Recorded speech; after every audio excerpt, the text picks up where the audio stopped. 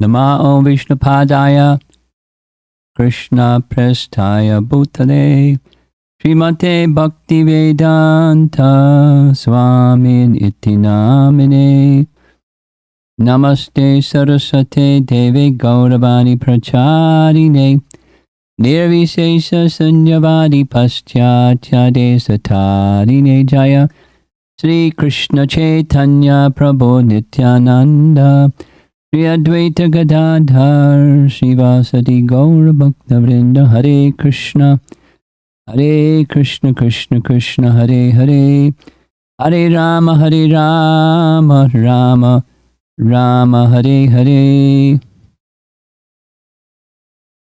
During our last session on the topic of personalities from Ramayana, we completed the first part of describing the life of Ravana. We heard about the genealogy of Ravana from his father's side, from his mother's side, his austerities, the benediction that he received from Lord Brahma, the powers that he had, feeling himself invincible, traveling around defeating demigods and defeating great kings. There were a few that showed their prowess was greater than his, Kartavirya and Vali, who we'll hear more about later, and Bali Maharaj. And then we also heard about the various curses. We indicated 7 because they're found in Valmiki Ramayana, acknowledged by Ravana himself when everything is going very bad. And that's where we ended, about the life of Ravana up to the point where he's going to lose his cousins, Kara and Dushan, in a battle single-handedly fought by Lord Ramachandra. That's where we're here about Ravana again. Let's continue Ravana part 2. We find out about Ravana when his sister, Shurpanakha, traveling through the forest in Janastan. A little history. Janastan was part of the kingdom of the Ikshvaku dynasty. In fact, one of the 100 sons of Ikshvaku was understood from his astrological chart to be a very problematic individual, and he was given the name Danda. Danda means rod, because he would have to be scolded, and sure enough, he had to be scolded.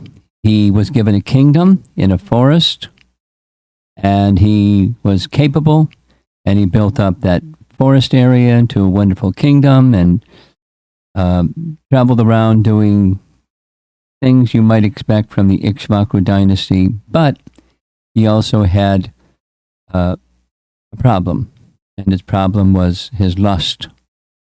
And one day he became lusty towards the daughter of a rishi, and the daughter of the rishi went back and told her father what happened between her and Danda, and he cursed Danda and the whole forest that was Danda's kingdom. He informed his followers, leave this place, because within a certain period of time, everything is going to become destroyed. So they left, they went to a different place, everything was destroyed, and that forest became abandoned. Danda died, the forest was abandoned, and it became a jungle, an overgrown jungle called the Dandak forest.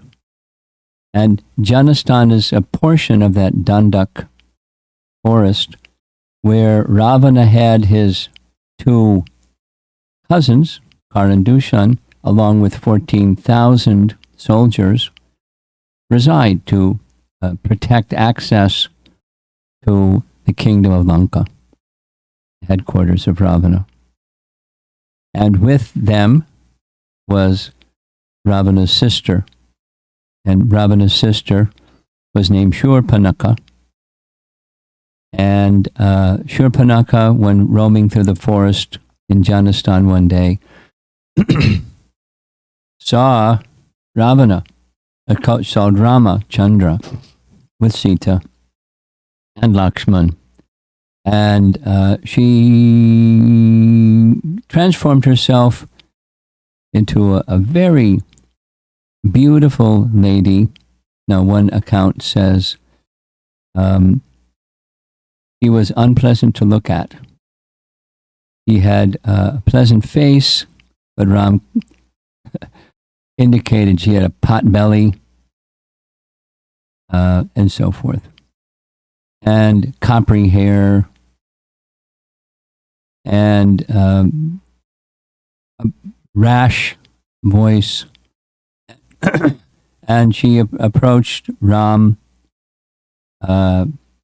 inviting Ram to enjoy with her. Become my husband. Let's travel here and there. I have powers. I can travel any place. I can take any form. We could see, the whole everything together and enjoy together and leave beside this skinny woman that's by your side. Enjoy with me. Kind of brash, direct, insulting Sita kind of talk. Oh, in a joking manner, Ram said, "Oh, lovely one, why would you want to marry someone and become a co-wife? That's always a difficult situation for any woman. See over there? There's my brother, Lakshman, and he's without his wife. No, his wife, Lakshman's wife, remained back in Ayodhya, but he's without his wife, and he's also very handsome, so maybe you can approach him." So, bold and brash, Shurpanaka went straight to Lakshman and said some of the same things. And Lakshman deflected her approach to him in a joking manner.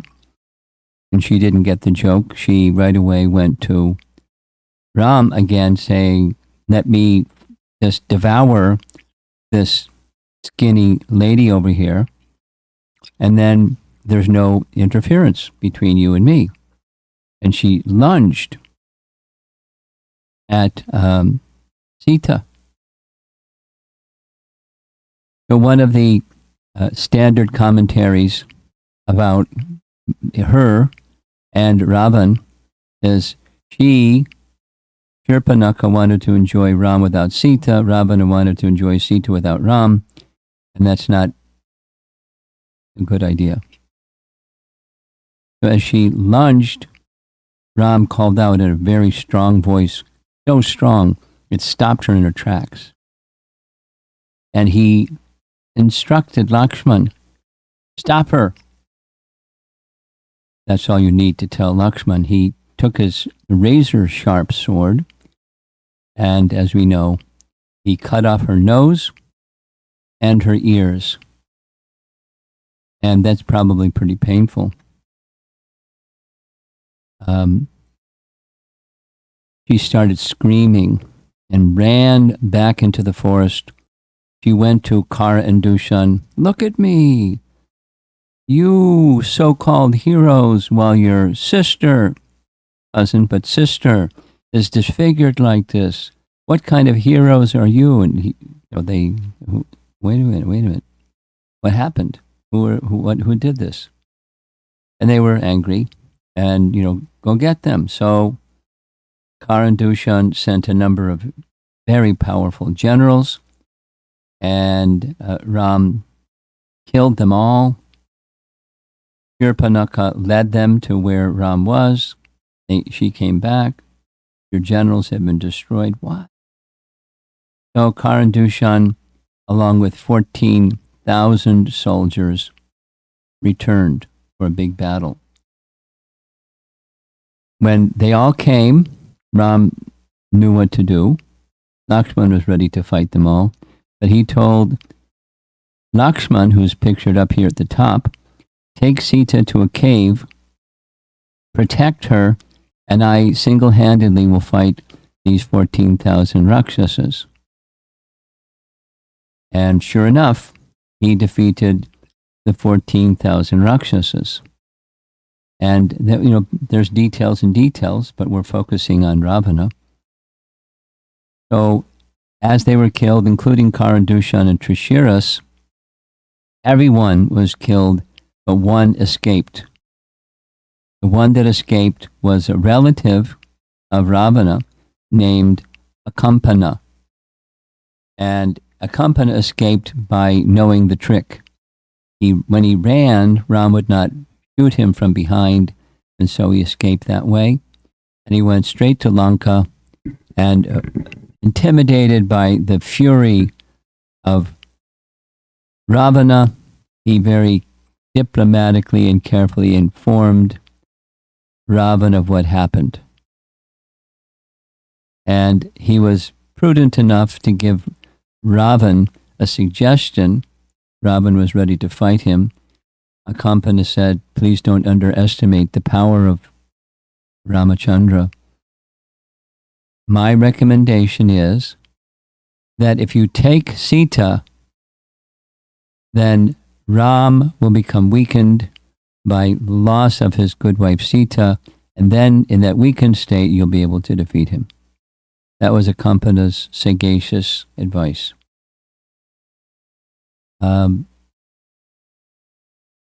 Ravana was in disbelief. I've defeated Indra, I've defeated Kuvera, I've defeated Yamaraj. Even Vishnu can't be happy by this conduct of killing so many of my soldiers. So right away, Ravana decided to slip out the back door. He went when no one was looking, and he got on his Pushpaka Vimana, and he went to the residence of Maricha. So this is a painting where Maricha, we heard about Maricha. We're going to hear more about Maricha. Maricha was one of the sons of Tataka, and twice he had encounters with Ram, and they were so severe that he decided to become an ascetic.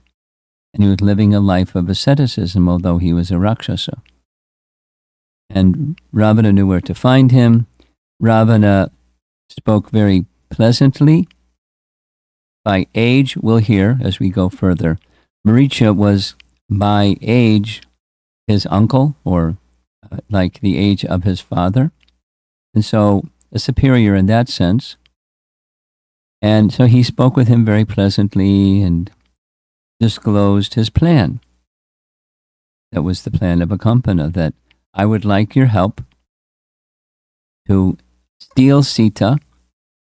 You have mystic powers and you can do it.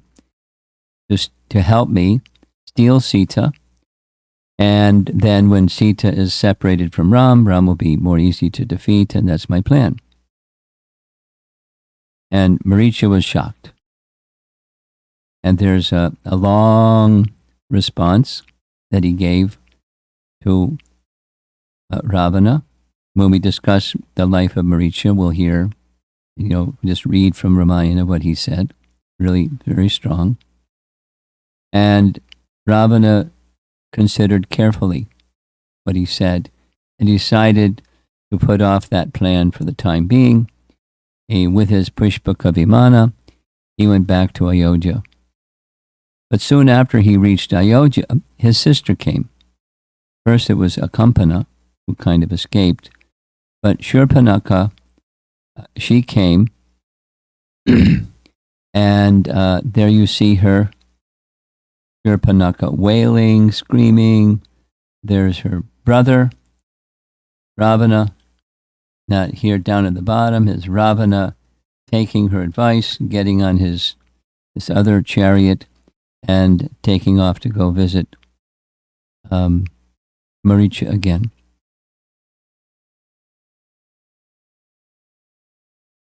My appreciation of this scene is Shurpanakha was really expert in manipulation.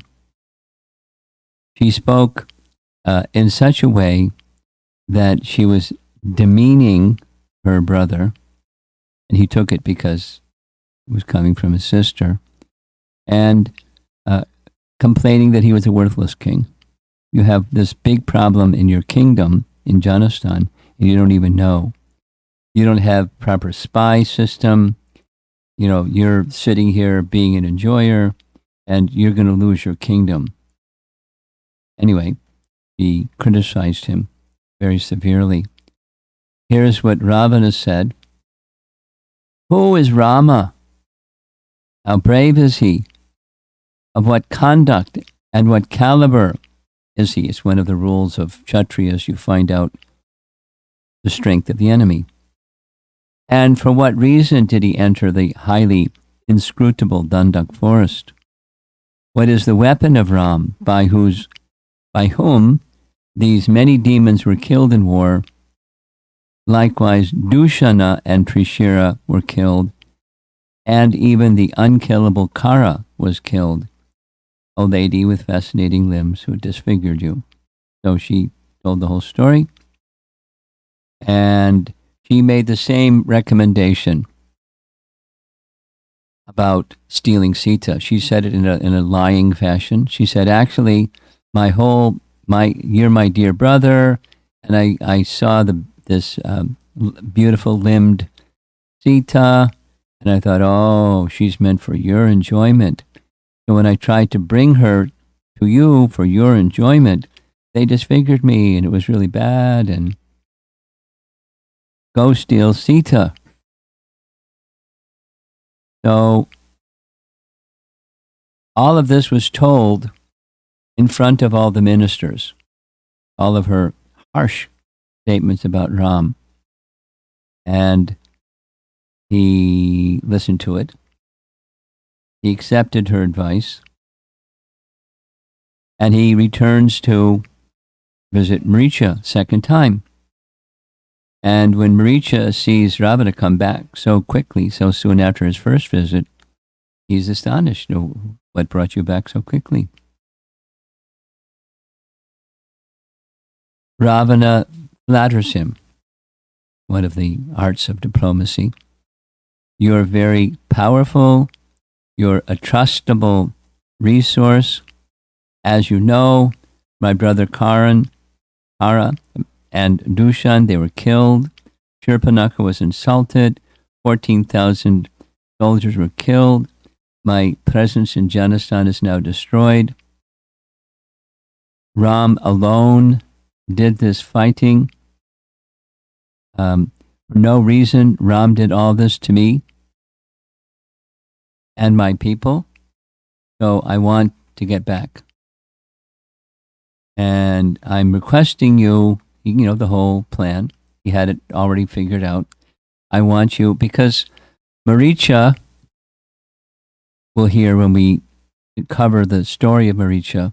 Maricha had a reputation because he and two of his friends, Rakshasas, had the mystic power of shape changing, and the three of them would assume the form or shape of a deer and go to where sages were and roam around, and sages would find the deer cute and hospitable.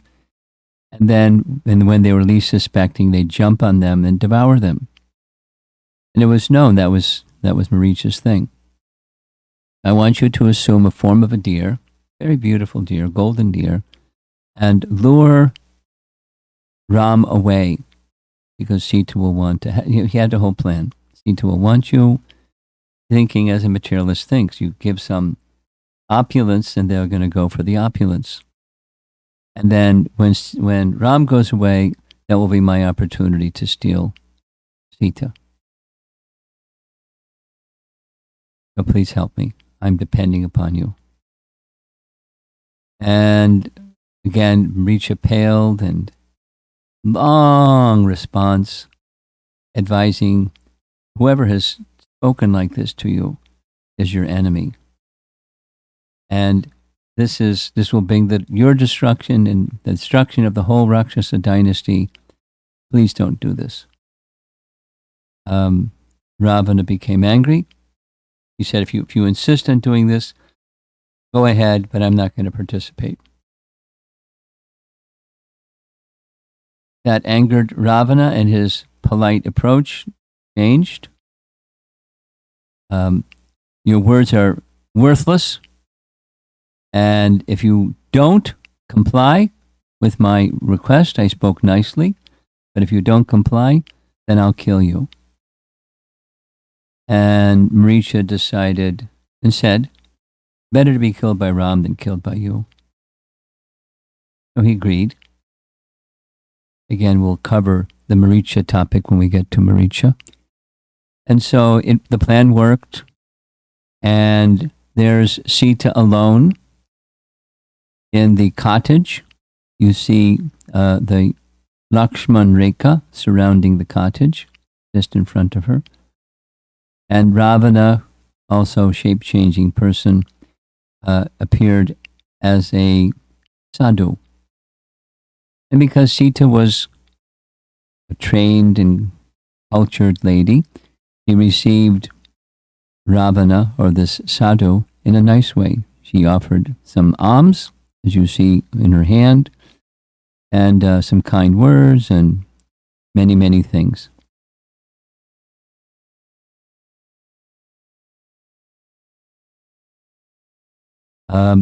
He spoke so directly and bluntly to her, she was shocked. And she scolded him. And, don't speak like this. And my life is for one person only. I'm married, and I'm totally dedicated to my life with Ram. So please leave. And of course, Ravan didn't want to take no for an answer. And he then forcibly grabbed her and carried her away. Sita tried to run away, but she couldn't run away. Ravana was very powerful. There was a chariot that he used to get to this place. We saw the chariot in another painting. He didn't, for some reason, take Pushpaka. He took this chariot that was drawn by donkeys. And Sita cried loudly enough that Jatayu woke up. And another whole session will be Jatayu and his brother. So Jatayu fought Sita's words. Oh, fatherly Jatayu, see me like an orphaned one. I am pitiably abducted by this lord of demons with sinister deeds. Just reading from the text. It is impossible for you to forestall this merciless night stalker, for he is formidable, shining forth with cunning conquests. And thus this wicked-minded one is with weaponry, because Jatayu didn't have any weapons. O Jatayu, everything about my abduction shall be narrated to Ram or to Lakshman as it happened in its entirety. So Sita's calling out to Jatayu. And immediately Jatayu heard. Immediately Jatayu appeared. And he spoke very strongly to Ravana. He spoke first. Sita is the great Ram's wife. Leave her alone. It's not good to abduct others' wife, especially if it's the king's wife, who needs to be treated as mother. Ram has not done anything to you or to your country. Why then are you doing this? leave Sita immediately. I'm an old person, and you are younger. You have armor, and I have wings. Stay for some time, and Ram will be here shortly. Of course, Ravana wasn't going to stick around and listen. He was not going to listen to anybody. So he continued, because there was, in other words, before there's a battle, there's some words spoken to see if the battle can be not take place. Ravana, of course, paid no heed at all, and so Jatayu started attacking. I like this painting. Look how big Jatayu is. He's so big that with his claws, he's able to grab a hold of the back of the donkey, one of the donkey carriers, and lift him up in the air. So he fought valiantly. There's a long battle description with his claws. He was ripping Ravana's hair and scratching his body and this and that. And he smashed the chariot. The chariot fell to the ground. And Jatayu came with battle. And here we see Ravana on the ground. His crown is there at his feet. We don't see the chariot, but we'll see that in other paintings in the Jatayu story. And Ravan chopped off his wings, and Jatayu was left behind to bleed to death. And Ravan carries on. So the next we hear about Ravan is he decides, he gets Sita situated in the Ashok grove.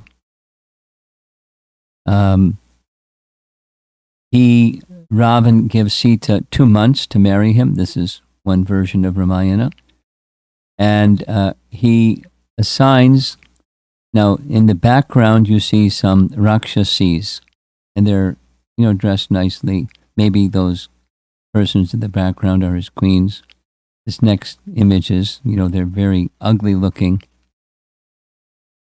And ordered the Rakshasis to somehow or another convince Sita to accept Ravana. Just reading. Oh, one with a beautiful face, you are suitable to be killed and suitable to be humiliated, interested in Ram, who is sham in exile. I am not going to kill you, O Sita. Hear whatever harsh words you are speaking about me. Because of those words, you are suitable to be horribly slayed. After 2 months, if you don't accept me and become my husband, you'll be killed and cooked for my breakfast.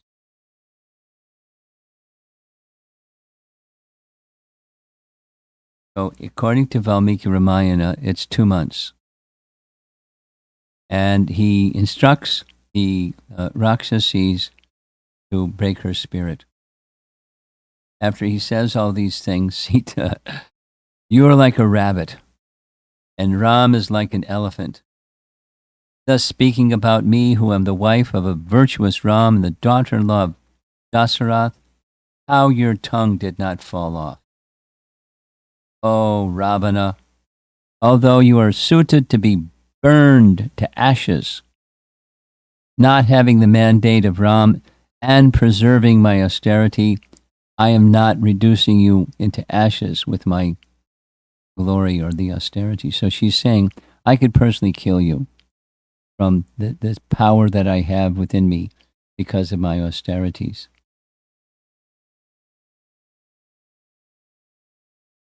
With red eyes due to anger, Ravana was looking at Sita, sighing like a serpent. Now I will destroy you like the sun destroying morning twilight with light.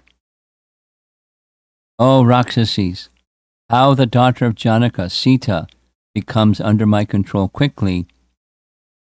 Thus, all of you together do that task. Again, he makes his overtures so much well, so much that. Um,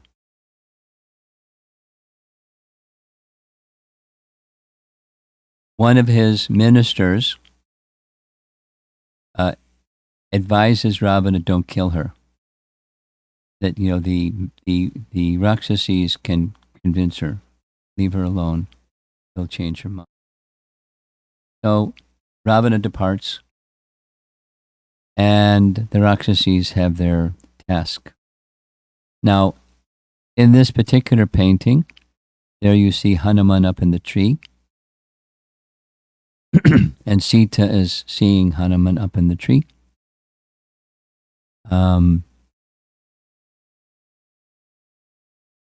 That's the next session is Sampati informs the Vanaras where Sita is being kept. Hanuman crosses the ocean to come to the place where Sita is, and he informs Sita so many things. We'll hear that whole section later. And then he decides that he's going to return because his instruction from Ram was two things: find Sita and inform me. Find Sita, is she well? Is she safe? And inform me where she is. So he goes back and informs Ram. There's the whole plan of how they cross the sea. And the army, no, excuse me. After informing Sita, he decides, let me give them a warning. Yes, sorry. Let me give them a warning, the Rakshasas. So he takes an iron bar and starts smashing things and breaking trees and making a big havoc. And ministers inform Ravan. Ravan sends some generals. Hanuman kills the generals. Ravan is shocked. And he sends Indrajit, and Indrajit is able to tie up Hanuman with some kind of ropes. So he's brought before Ravana for justice. And here's a statement. Ravana, rolling his red-hot eyes with rage by seeing that Hanuman, and therefore seeing his important ministers, were elder to his clan and character, sitting there, ordered them to interrogate Hanuman. So Hanuman's contemplating, looking at Ravan. Interesting. What figure, what courage, what strength, what splendor, and what assortment of auspicious marks, alas, this king of demons has. Had this lord of demons not been so strong in unrighteousness, he would have been a protector of even the world of celestials, together with Indra, the lord of celestials. He's impressed. But his plan was to allow this system of being tied up by ropes, because so he could be brought before Ravana and speak to Ravana and assess the whole situation. So Ravana this hears from Hanuman, who speaks like Sita did, really strongly. This is abominable what you've done, and just everything will be nice if you return Sita back to Ram, and if you don't, you'll be destroyed. And he speaks, really heavy things. And by his side is Vibhishan. And when Ravan says kill him, Vibhishan reminds Ravan, we'll hear some more when we have the Vibhishan story, that it's not proper, according to the codes of the Vedas, to kill a messenger. You can punish him, but you can't kill him. So this is showing that the Shakti weapon of Indrajit lost its power due to the ropes. And so Hanuman enlarges his body and breaks free They set his tail on fire, and then he goes throughout Lanka and burns Lanka. And that's so there's Hanuman burning Lanka. And Hanuman returns back to inform Ram, and now back to Ravana. Just so you have a picture, we're on slide 66 of 137 slides. We have some time to go. So Ravana calls his ministers. The ministers are asked, how do we assess this situation? What just happened? Lanka was burned. This little Vanara, made a big mess. What are we to do? And the demons, his ministers, boast about their powers and their strength, saying, Ravan, don't worry. I'll take care of whoever comes, and I can do this and I can do that, and no problem. In the painting at the top, there's the 10-headed Ravana. Here he's being advised by some ministers and so forth. There's a guard at the gate of Lanka and so forth. Now over here it shows some monkeys. Now it doesn't necessarily mean these are Vanaras. These are local monkeys. In the course of this discussion, he receives many examples of advice from other well-wishers that you're doing the wrong thing. And one of those persons is his maternal grandfather. If you remember from the maternal side, Somali was Ravana's mother's father. And Somali had 3 brothers, Somali, Mali, and Malyavan. Malyavan was residing in Lanka. Malyavan came forward and offered his advice. Return Sita to Ram, and everything will be nice. Ravana dismissed him. So Malyavan just left the royal assembly. He woke up Kumbhakarna, and Kumbhakarna chastised him and said, why are you asking your ministers what to do when you've already done something? You should ask before you do something. Then that's what ministers are for and well-wishers are for. But since you've already done this, you should give Sita back.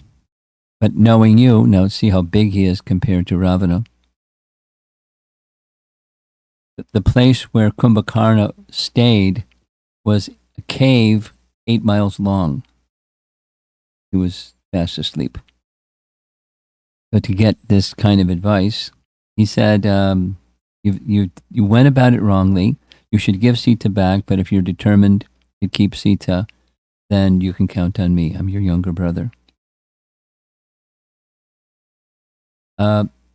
Vibhishan in this assembly then also speaks to Ravan.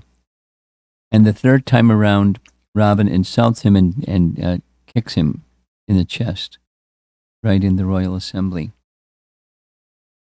Here's the 3 times that Vibhishan advises Ram to return. In this initial royal assembly, he speaks after everyone says, go for it. He says, Vibhishan says, this is ill-advised. This is the extent of the power of Ram, and gives details and details. And what you have done is against the codes of Vedas, so you're sure to be defeated. So you should give Sita back, and then everything will be nice.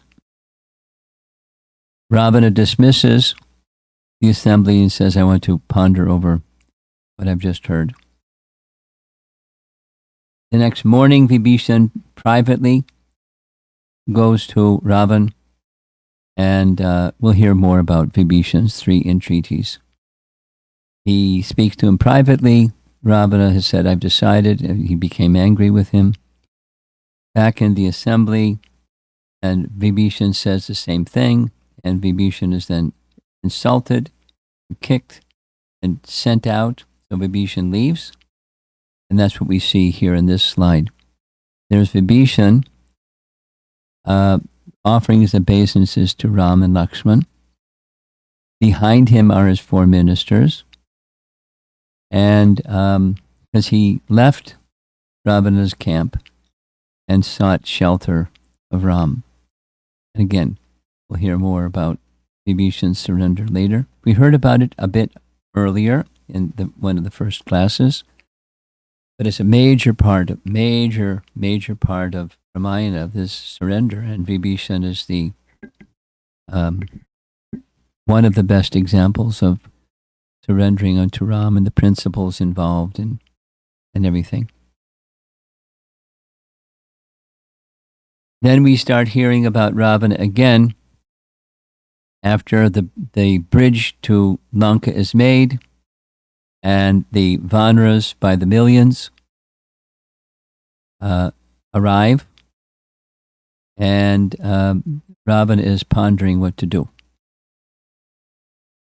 So he consults his celebrated ministers. We'll hear about Vibhishan. These 2 principal spies, Shuka and Sharana, were sent to where Ram and his camp were, and with different purposes. One was to say to Sugriva, just abandon Ram and everything will be nice. Sugriva sends back a message. Shuka and Sharana were captured by Vibhishan, and Ram said, let them go. They went back. So they are his principal spies.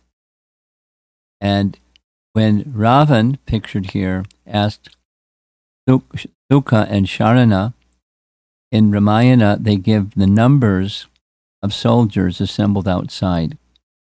And it's this really fantastic number. It's in the millions of millions.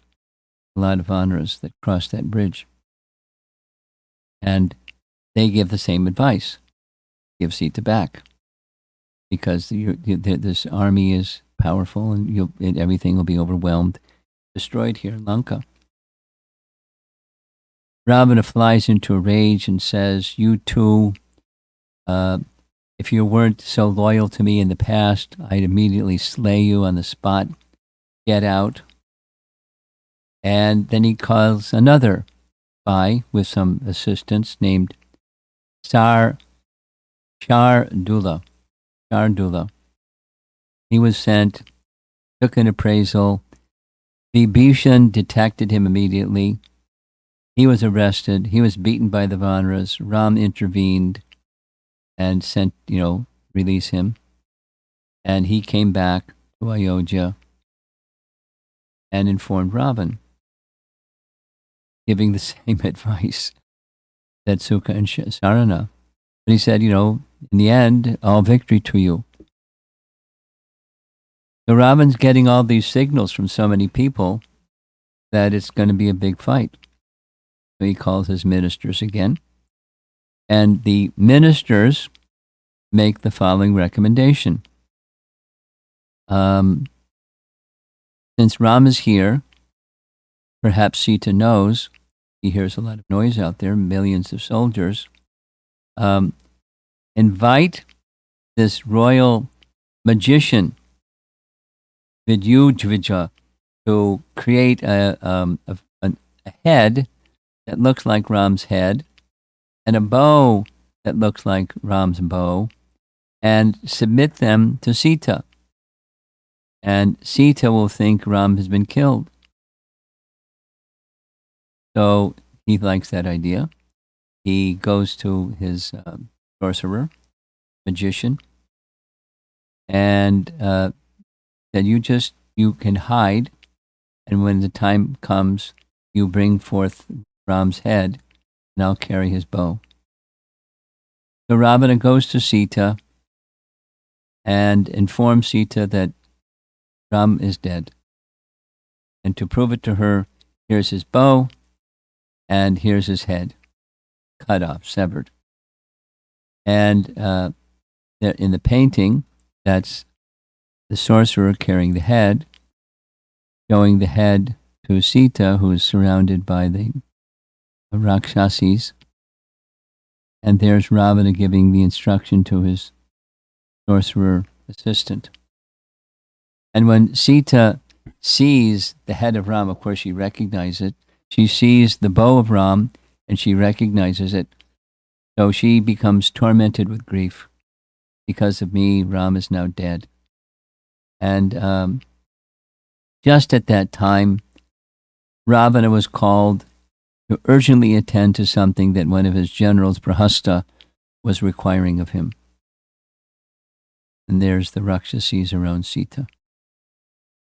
Fortunately, Vibhishan's wife, Sarama, was hearing all this. She comes forward and comforts Sita. Now, Charama, or Sarama, was the wife of Vibhishan, and because Vibhishan was good and Sarama was good, he was given the service by Ravan to make friends with Sita, because if she has no friend, she may harm herself and finish herself, and that would defeat the purpose of kidnapping her. So go and keep her comforted. So Sarama heard the whole exchange with Ravana and his magician and so forth, and Sarama informed Sita, this was a magic trick. Your husband, Ram, is outside, alive and well, and if you like, I can take you to see him directly. I can fly here and there. Sita says, well, if you travel like that, they may harm you. So not do that. Why don't you, if you want to do some service, go inside the palace, because you have access inside the palace as the wife of Vibhishan, and find out what Ravan's plans are. So she goes. And Ravan makes his plans and his battle, and Sarama comes back and informs Sita. So she knows what Ravan is up to. Now, again, here's a cultural detail about war. Before the battle begins, Angada is sent, as you see in the lower left of this painting, he's sent into Ayodhya as a messenger to Ravana, inviting, please release Sita, or else. And he's treated very badly, and without the protocol of war.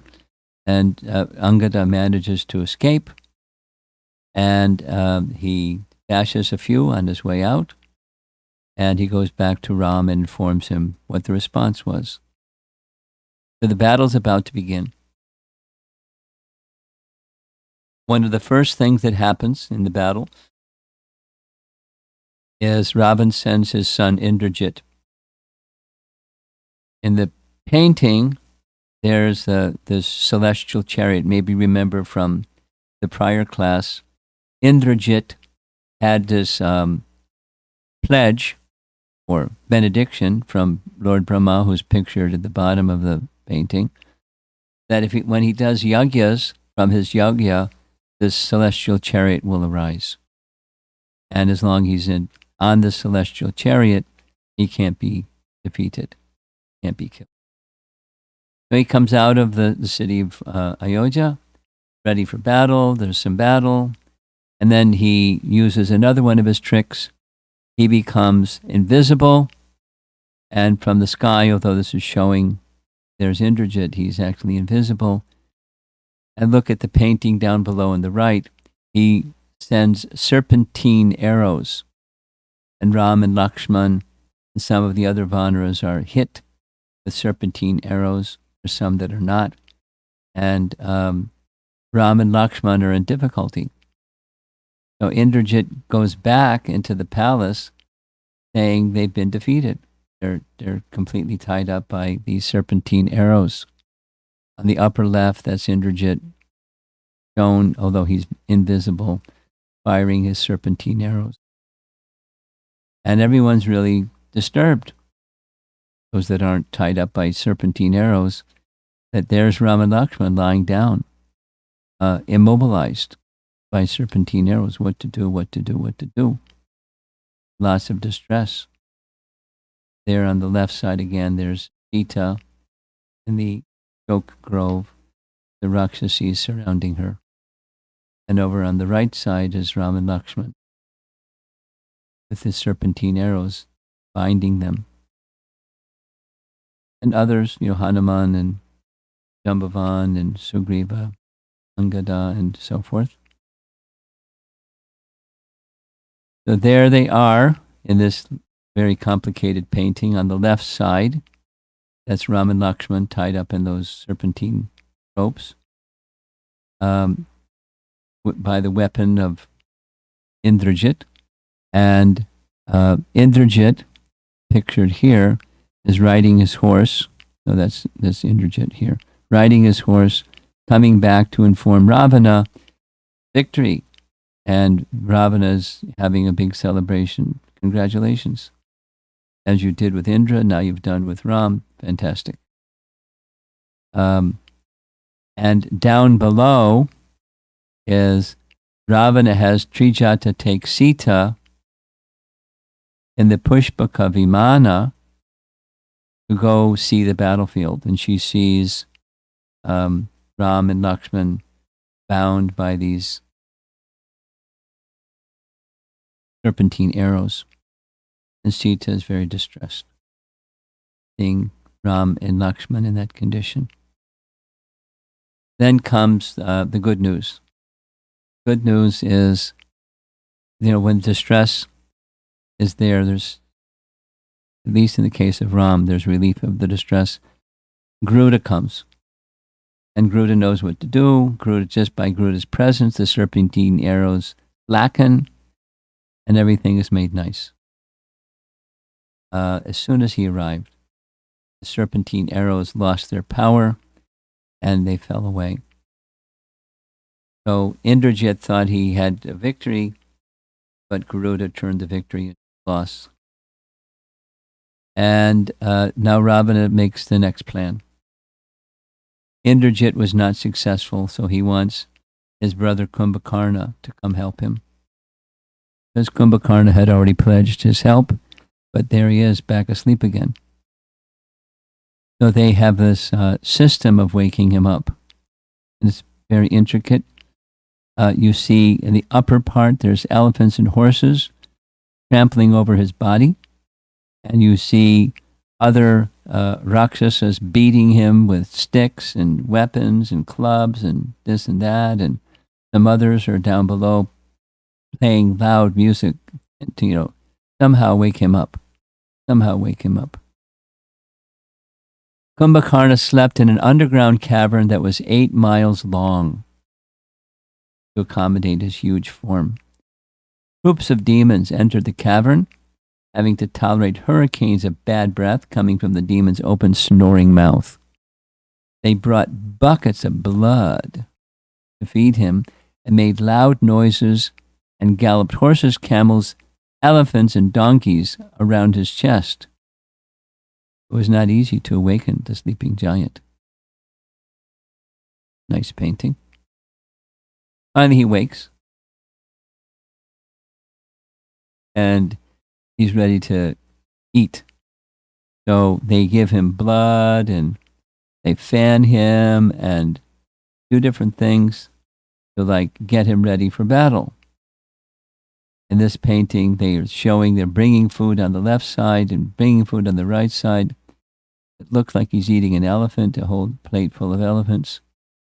He's a big guy. And he comes before Ravana, and Ravana gives him the charge. They're outside, go get him. And, there's elaborate discussion on this. I'm just making it short because of time. And Kumbhakarna goes out, and they try to fight against Kumbhakarna, but it's a little difficult because he's so powerful and so big. Kumbhakarna decides a strategy. And the strategy is he has this battle with Sugriva, and he knocks Sugriva out, and he carries Sugriva under his arm back inside Lanka, thinking, we have the king of the Vanaras, they'll lose strength without their king. By the time Sugriva gets back inside the palace in Lanka, he comes to external consciousness. He has this big battle again with Kumbhakarna. He scratches him and bites off his ear, and pretty heavy. And we'll hear some more about this little exchange with Kumbhakarna when we discuss Sugriva. And Kumbhakarna screams, and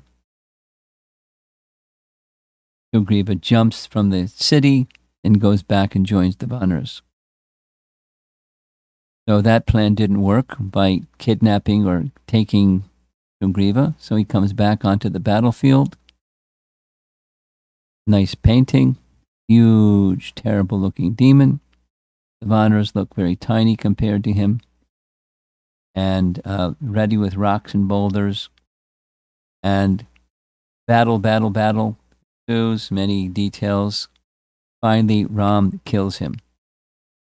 With his arrows, he severs his arms and eventually severs his head.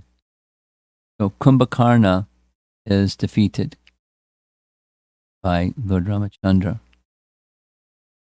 And this puts Ravana in a big distress. Kumbhakarna defeated. So then he reflects in this way: since that venerable Vibhishan, my pious brother, was banished by me, this bitter fruit of that painful deed has come to me. So he believes in karma, apparently. And then here's a list and the battle scene of who kills whom. On the left are the different asuras. On the right are the Vanaras that kill the different asuras. And at the very bottom, you'll see Atikaya, who's another one of the sons, as Indrajit is one of his sons. Atikaya is one of his sons. And Atikaya is killed by Lakshman. And again, Ravana becomes really distressed. He says, according to Valmiki Ramayana, that he recognizes that Ram is Narayana. There you see the Sanskrit. Tam manye raghavam viram narayanam anamayam. Despite recognizing that Ram is Narayan, he gets back onto the battlefield, has a big fight, directly this time fighting with Sugriva, and Sugriva eventually in this exchange with Ravana receives an arrow in the chest from Ravana. Ravana then moves on to other soldiers, and when he comes to Lakshmana, he releases the javelin, or javelin. There you see at the bottom. There's Lakshman lying on the ground. The javelin of Ravana, who's up there on the left, was hit the chest of Lakshman. So I didn't mention this in the prior class. When Ravana was married to Mayadanava, Mayadanava's daughter, Mandodari, Mayadanava, gave a gift, marriage gift, to Ravana, and that's this javelin, sometimes called Shakti Shela. It's a mystical javelin that he received as a gift, and he used it against Lakshman. So this is a major part of Ramayana, the battle section, Yuddhakanda. And there's poor Lakshman, and everyone's very distressed. But Jambavan, very wise, pictured on the right there, says, if that brave Hanuman is surviving, the whole army even if killed, is unhurt. On the other hand, if Hanuman has given up his life, we are all dead, even though living. So Jambavat is glorifying Hanuman in a very special way. On the right side is the royal physician, or the physician of the Vanaras, who says, I know how to cure this. I need certain herbs, and they can be received from a certain mountain. And everyone says, Hanuman is the one to go get that herbs. Off he goes. And there everyone is surrounding Lakshman, feeling great distress, including Ram himself. And he goes to the Ganda Madana hill. And there's twice he goes to get herbs from this hill. There's different descriptions. When he goes to see the herbs in the hill, they disappear. And so he just brings the whole hill. Celebrated pastime of Hanuman flying in the air, carrying the Gandamana hill. And then the herbs are then administered by the physician. Hanuman up in the sky with the hill. There's the herbs. And Vibhishan, Lakshmana is revived. So, nice try from Ravana's side, but it didn't work. He's healed. The next plan is to weaken the enthusiasm of the Vanaras. Indrajit has magic tricks, and he creates an illusory Sita. He shows the illusory Sita to his father, Ravana. Ravana is very appreciative of the magic of his son. And deliberately, Indrajit slays the illusory Sita directly in Hanuman's presence. And Hanuman, of course, has great love for Sita, as he has love for Ram. And when he sees the illusory Sita being slain with her head chopped off, he loses courage and strength. Fortunately, Vibhishan was nearby, and Vibhishan explained, all this is a magic trick. Don't trust Indrajit at all. So Indrajit had a tendency, a liking for performing yagyas. Here we see one of those yagyas. And it was performed in a secret place, so nobody would know. But Vibhishan knew. And Vibhishan is informing Ram what's going on. Indrajit's doing another yagya. We have to stop that yagya before he completes it, because otherwise we won't be able to defeat him. So Ram sends a whole army to that place where Indrajit is doing his yagya. That yagya is shown in the lower right corner. There's a black goat he's planning to sacrifice during the yagya. And in the rest of the painting, there's Ram seated under a tree, informing the Vanaras and Lakshman and Vibhishan to go and fight Indrajit and his army. So there's the army getting ready to travel and fight with Indrajit's army. Right in the middle of the yagya, Lakshmana interrupts the yagya that Indrajit is performing, and there's a big fight. So the yagya is not completed. It's abandoned because the fighting comes first, and there the Vanaras interrupting the yagya. And specifically, it's Hanuman that does the fighting against Indrajit, using trees and boulders and this and that's. There's Indrajit with his celestial chariot or super chariot that came out of the yagya. Hanuman throwing boulders at him. Finally, Indrajit's sacrificial fire has been left unattended in the top right. That's the fire up there in the top right. A furious battle scene between the monkeys and the demons in this secret place, the Kumbila Grove. And over on the left side, news of what's going on is being brought to Ram and his associates. So Lakshman is the one that slays Indrajit. Here again is Ram with his peaceful situation over here. And here's Indrajit on his super chariot. And the Vanaras are fighting. Lakshmana and Vibhishan, principally, against Indrajit. And then Lakshman severs the head of Indrajit. So there's Indrajit's body, there's Indrajit's head, and there's Lakshmana firing the arrow that severs his head.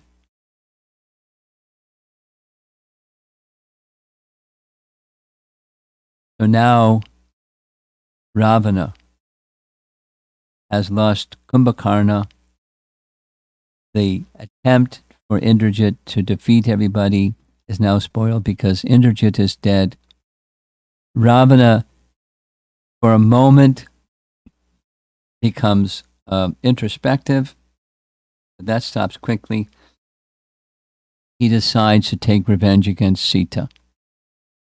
He goes marching to the Ashok Grove where Sita is, and he wants to kill her.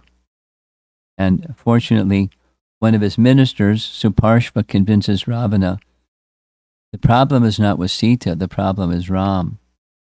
Go fight with Ram. Defeat Ram. You're powerful, you're really good. So he leaves Sita.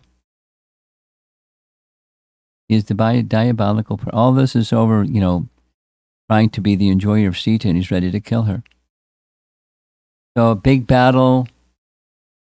Ram gets on the shoulders of Hanuman, and battle, a long battle.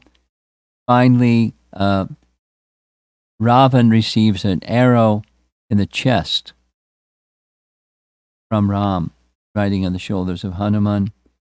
And Ram teases him and says, you can go back into Ayodhya now. We'll see you tomorrow morning. So he's humiliated. He consults his ministers, but he's undeterred. Here we see the battle the next day.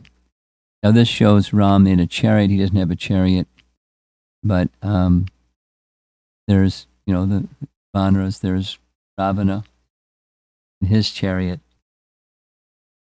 and there's of course Lanka. And he's about to be destroyed. We're on slide 125, 137. Ravana is almost finished. So big battle. There we see Ram and Lakshman and Hanuman and Sugriva and so many Vanaras fighting against the army of Ravan. Many nice paintings. This is from Gorakhpur Press painting. There's Ravana with his weapons ready for fight. Raman Lakshman ready for fight. And as they fire arrows, it doesn't work. His heads get severed, and another head appears, and his arms get severed, and his arms reappear, and the bow gets severed, and the bow reappears. And nothing works. Chandra fighting with demon. So Vibhishan informs Ram how to kill him. This is Valmiki Ramayana. He does lots of service for Ram. In Ravana's heart is a store of celestial nectar, which renews the life in his body. The only way to kill him is to strike at his heart with a divine weapon that can dry up the nectar. So Ram pulls out the weapon that was given to him by Agastya. It's a very, very, very powerful weapon. And he hits Ravana in the chest. That nectar is dried up. and Ravana is finished. Many nice paintings of Ravana being shot in the chest. There's different versions that say shot in the navel and shot in the chest. But sticking with Valmiki Ramayana, he's shot in the chest. There's the battle scene. It shows Lanka is on fire, but Lanka wasn't on fire. It was just part of the battle. The many, many soldiers being killed. There's Ram pulling back his bow. There's Ravana receiving the arrow in his chest, and he's finished. He falls to the ground. And then comes, we just have two more slides. Mandodari comes out onto the battlefield. Very interesting painting. There's a lineup of the heads of Ravana lying on the ground there. Some of his arms chopped off, some of his arms still on his body. Mandodari laments, and there's a very significant passage that we read in the very, very beginning, if you remember. One of the two summary essences of the entire Ramayana and how she feels and what she says. We'll come back to that when we speak about Mandodari. But, it's another one of these shoka or grief scenes that come in their mind, although he's a, terrible person. She's not. There she is on her lap as one of his heads. And that's the end of Ravana. The demigods are showering flowers upon the whole scene. And this is the last slide. Ravana is now killed. Ram is victorious. And there's something more to happen, that Sita has to be returned or restored to Ram. But victory to Ram. Up here, this is Lord Brahma with his four heads, Lord Shiva, Lord Indra, and other devas. They're very happy because finally this terrible demon is finished. So, we have about 15 minutes. If there's some questions or discussion on any of this. We're mainly touching on the Leela. And of course, there's many lessons in all of this. What you just summarize. One of the main lessons, the same as always. You abide by Dharma, you're protected by Dharma. Even when things get tough, you'll be protected by Dharma. You take shelter of Ram, you'll be protected by Ram. And the converse, if you disobey or break away from principles of Dharma, you're not protected. You're subject to the forces of the illusory energy. And for sure, you'll be finished. And Ravana is the emblem of this. So many, many ways. We heard he did bad things. We'll hear how Vibhishan advised him not only these 3 times when it came just before battle, but even before that, when he came to know that that Ravan was kidnapping wives of sages and devas and different personalities. He speaks very heavy to Ravan, that already bad consequences are happening. We'll hear. We get to Vibhishan. But he doesn't heed anybody's advice. He laments that he treated Vibhishan badly, but and we'll hear. Well, there's a point where Indrajit is killed, and he goes into this melancholy soliloquy where he recounts the various curses that he received from his bad deeds. It's a whole little section. And I'm bearing the fruits of those misdeeds, but he keeps doing it anyways. He could have simply returned Sita, or he could have simply taken shelter of Ram.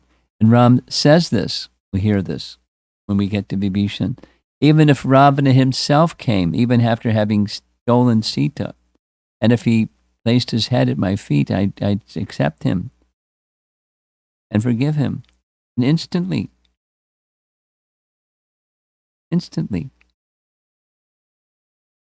We'll hear a similar thing with Sugriva. Sugriva was negligent. Ram was angry. As soon as Sugriva came and submitted himself, that the anger was gone. So Ram just wants good conduct from his followers. When one submits and does good conduct, that's it. That's what's required. So let's see if there's some discussion. Anything online?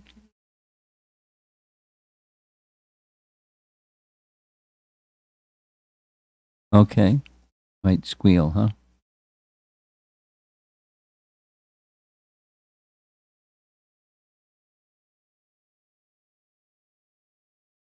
So these two questions are from Radhakund Mataji, and she is asking, Hare Krishna Guru Maharaj, is Kumbhakarna good enough to advise to Ravana initially to leave Sita to Lord Rama? Is he good enough? Well, he did it. Yeah. He understood right and wrong. He understood what Ravan was doing was wrong, and he advised him do right. But then he followed up by saying, and even if you don't do right, I'm your younger brother and I'll support you. I'm ready for battle. Okay, next. Second question from her is, and also why Ravana had to depend so much on Maricha to become a golden deer just because he has a shape-changing facility? We didn't have to. There's many options, but it was a good one. He liked the good one. And, in the Leela, it gave Maricha a chance to be delivered by Ram, by being killed by Ram. So that's, another layer of why.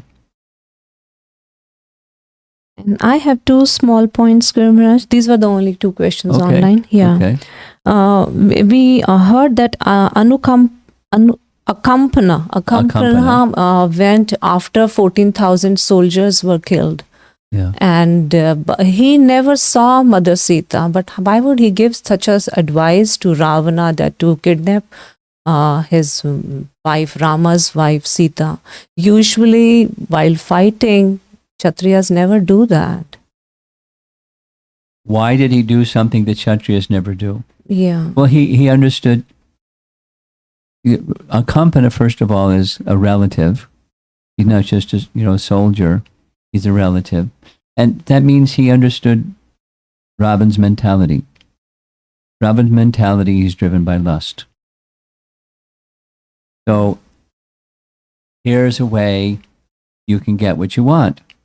Your lust can be fulfilled by, How did he know the beauty of Sita? He didn't know the beauty of Sita, but it was lust inspired. Shurpanaka directed him to lust, but he also understood, Kampana, understood a man becomes weakened when his wife is in difficulty or taken. So weaken this powerful Ram and you'll be more likely to be successful. So he was just, when it's friends and enemies, how do you weaken the enemy? How to weaken the foe, the opposition? That was his idea. And it matched, Ravana's lust. Mm. I mean, he could have come up with something else, but that's what he came up with, knowing his relative. He's the lusty guy. And on this side, the powerful Ram would be weakened if his wife is missing. Second thing, we usually hear about Ravana giving, or Lord Rama sending Lakshmana to Ravana to get some knowledge when he was dying. Is that a part of Valmiki? I never heard that. Okay. I don't know of any Ramayana that said that. Okay. When I was a kid, we used to have those street shows. There I saw that, so I have never read Valmiki Ramayana. Yeah, There's no such thing. Very creative work of cartoonists. Okay. He has something. It's a comment, Maharaj. As I have just in this presentation, I saw, Ravan never listened to anything, only except he listened when Hanumanji burned the entire Lanka, and the Vibhishan said that, you should not kill the messenger. That's the only time he did listen. Well, he also listened first time to Maricha, Yes. and second time he didn't listen to Maricha. Yeah. And when he heard Vibhishan the first time in the assembly, he gave thought to it. But, they ruled it out. He ruled out Vibhishan's advice. So he would pause at best, but then, override it. So, but somehow, when it came to Vibhishan's advice, don't kill the messenger, he was ready to kill the messenger later, because when Angada went, he was ready to kill Angada. But, Angada escaped. He was very powerful. He escaped. But so he would listen for a moment at least, but then forget. And also, like Snehavali Mataji, we used to, every Kartik, we would have the entire Ramayana wash in drama form. Really? And that was in the drama big, form. Yes, the entire live audience, and that was the how many hours? It was ran for 14 days. It started before Dashera, and Dashera it would be a big celebration in the entire town. Oh. And the character would go to the people's houses, and everybody will shower the flowers. And it was because back then there were no TVs, nothing. So we would wait for October when the Ramayana would live. We will see the Ramayana. Wow, that must have been fantastic. It was so nice. I still remember it, and I really want to go and see it. How old were you when this was going on? This was I started when I was 5, and until I finished my high school. Every year. And this was the one thing we always waited. We'd go in the front and put our mats, and when the scene of fighting would come, we would be advised, go in the back, because monkeys and the rakshasas will be fighting and they will fall over you guys. It was just, I just remember all those fond memory. How many hours per night? It would be 3 hours. 3 hours times 14.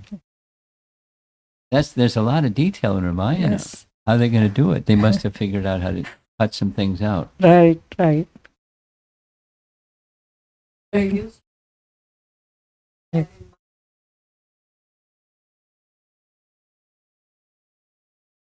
75 what? 75 feet of Ravana and Kumbhakaran big statue, and they used to burn it on the day of the Shera, So it was very, very celebrative, so. Was it done by firing a fire arrow and then Yes, and then all type of crackers and fireworks and all those and things. was it similar 2 weeks? Yes, 14 days. Exactly what she said, exactly like that. And again, 3 hours a night. Night was it from drama on stage? Yes, on stage. Live music. An orchestra over there.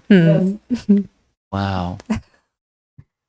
That must have been really exciting. Yes, from 8 p.m. to 11. Really? 8 p.m. to 11. Everyone attended.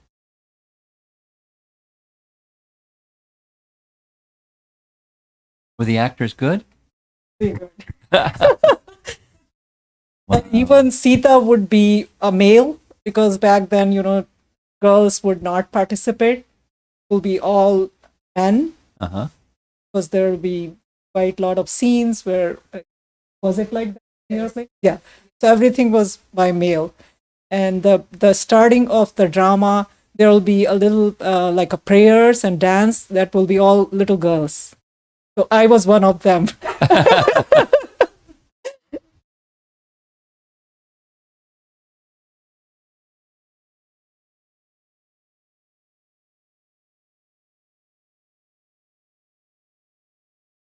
Wonderful way to learn Ramayana. As long as they had the proper script. But so many different scripts. And one thing I watched in there was when Angad goes to Sri Lanka, and he is like, he tells Ravan to stop, you should surrender to Lord Ram, and then he just like, he wouldn't. I think what happened was like, he puts his foot down, one of his foot down, and then a lot of people like Rakshasa would come, and they would like bend down and really make him like lose the ground, but it would not budge. And then Ravan said, I will try it. And Ravan also bent down to, his foot and try to loosen it. But then Angad said, why you are falling into my feet? You should go and surrender to Lord Ram and bow down to his feet. I don't know if there's any reality in there, or it's just like folk tale. I don't know. In one of the slides, we have that, and we are, I think, saying that is Hanuman. But to me, it looked like it was an Angad, because that's what we have seen in our childhood. So I don't know. Where Hanuman, we are saying that Hanuman is standing in front of Ravana, but it looks like that Angad's feet is here, and all the Rakshasas were there and trying to move him, but they won't even budge him a small inch, Well, show me which slide. I'll send you the whole PowerPoint, and you let me know which slide it is after going through the whole PowerPoint. Okay. Yes. Because I don't know how else to do that. I like it. Yes. Well, 3 hours a night for 14 days, including songs by little girls. Each session. Every day. So, but you were sitting in the front row. How comes every day? They were like, so my one day it would be me. I see. I have a lot of sisters, so one day it would be me. How many girls? 7 or 8. On stage? Yes, on stage. Singing? Singing and dancing. And dancing to the music over there? Yes. And the song was Glories of Ram or something? No. Yes. Oh, nice. Oh, nice. Did they have a loudspeaker system? Yes. And my grandfather was one of the singer in there, and he would recite the Ramcharitmanas by Tulsidas. Yeah. When the character would play, because the character didn't have like individual speaker like microphone, so it will be the musician singing in the back, and they would just lip sync. Ah. And your grandfather was the narrator. Yes. And the actors were on stage with the lip sync. Right. Wow. Not always, but some portion. And they still have it. But you had this in Jaipur? But and during Kartik it was in Jaipur. It's not Krishna or Govinda. It's Ram. Yes. During Kartik. Yes. Yeah. And everywhere, and it is still going on. It's very famous in Jaipur. It's very famous. Very famous. Huh. Mm-hmm. Because I think of Jaipur as a place of Krishna. No, they have lot of Ram temples and lot of places. But the Dashera in Jaipur, all big dignitaries will come, and it's very beautiful. Okay. Well, it's 9:00. Thank you very much. Srila Prabhupada ki